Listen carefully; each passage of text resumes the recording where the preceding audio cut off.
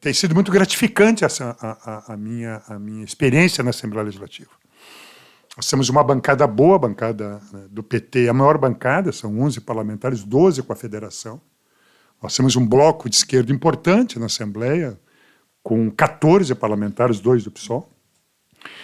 Portanto, a esquerda tem uma presença importante na Assembleia. O governo Leite não tem uma maioria consolidada, como tinha. Um outro bloco, eu diria, de direita, PL e PR, com 10 parlamentares que não são do governo. Então, em 55 deputados, são 24 deputados não governistas, o que cria um ambiente mais aberto na Assembleia Legislativa, do debate político, da avaliação do governo, que é a tarefa de um parlamentar, né? Fiscalizar, propor, representar. E a Assembleia Legislativa do Rio Grande do Sul é singular.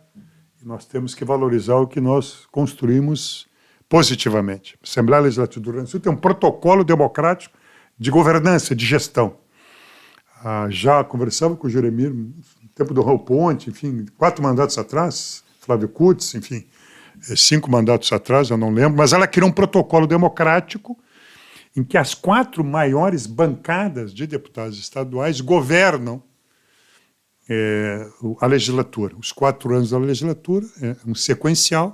Cada ano, o presidente da Assembleia representa uma das 4 maiores bancadas. Isso cria uma ideia, né, de protocolo democrático, né, de representatividade e de estabilidade muito, muito importante. Uma relação de compromisso comum na governança.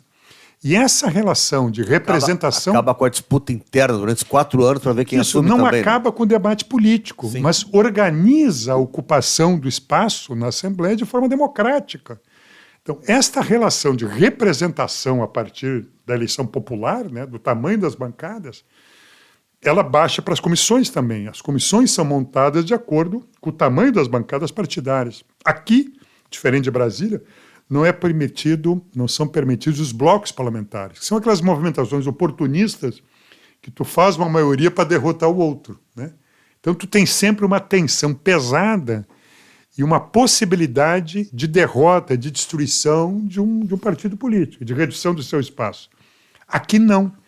Então esse ambiente, esse protocolo democrático que eu chamo, né, construído, não escrito inclusive, mas exercido efetivamente, ele cria um ambiente de respeito comum e de um intenso debate político. Portanto, o espaço político é reservado para o que interessa à população.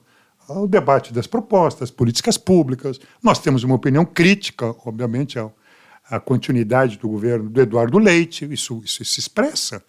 Então, esse é um patrimônio, viu, gente? Eu quero dizer que isso tem eu tenho ficado muito gratificado com esse espaço encontrado completamente diferente do que a Câmara de Vereadores de Porto Alegre, do que a Câmara Federal, que é um circo de horrores, por conta da violência, né, que infelizmente chegou nesse país e teme em ficar nesse país, essa violência bolsonarista. Essa primeira legislatura pós-governo Bolsonaro, ela ainda no dia a dia é muito impactada pela polarização da era Bolsonaro, ou os ânimos já estão mais tranquilos? A impressão que eu tenho é que na Câmara Federal continua, infelizmente, né? Continua no 8 de janeiro, estão lá CPIs, e o que a gente observa, os relatos que eu tenho, né, dos parlamentares federais, é que, infelizmente, esse padrão, né, de violência, né, que substitui o diálogo, né, a disputa política, que nós gostamos, franca, verdadeira, debate de opiniões, nós lutamos pela democracia, e é uma sociedade enorme, gigante, a do Brasil, expressa as pluralidades, as diferenças de opinião.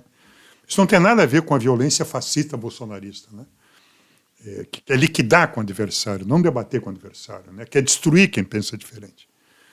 Brasília me parece que ainda, né? Quer dizer, tu tem pela presença, por essa representação parlamentar que ainda tem em Brasília, na Câmara e no Senado, infelizmente que nós assistimos, quando podemos acompanhar, pela TV, uma reprodução de um padrão desqualificado de violência, né? Quer dizer, inimaginável alguns anos atrás.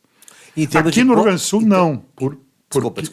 Desculpa, então, por que não? Porque o Bolsonaro foi derrotado aqui, né? Foi derrotado eleitoralmente e tem uma bancada minoritária aqui na Assembleia Legislativa, né?